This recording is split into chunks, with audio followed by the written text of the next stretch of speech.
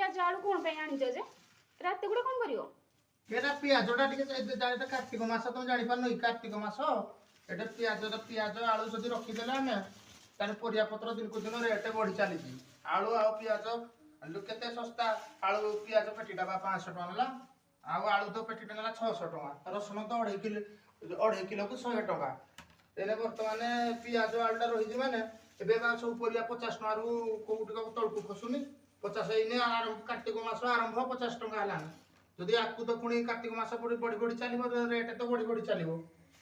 तेणुक आलू पियाज घर गदे दिखाई आलू पियाज रसुण अदा ये तो अदा तो 2 किलो को 100 टका नेला तापर रसुण तो 2.5 किलो को 100 टका आलू तो 650 टका दी जन मिसिक आलू पेटीटे अधा अधा कलु रस पियाजटा देख पियाज के सुंदर पियाजटा तो किसी हबार ना पियाज पेटीटा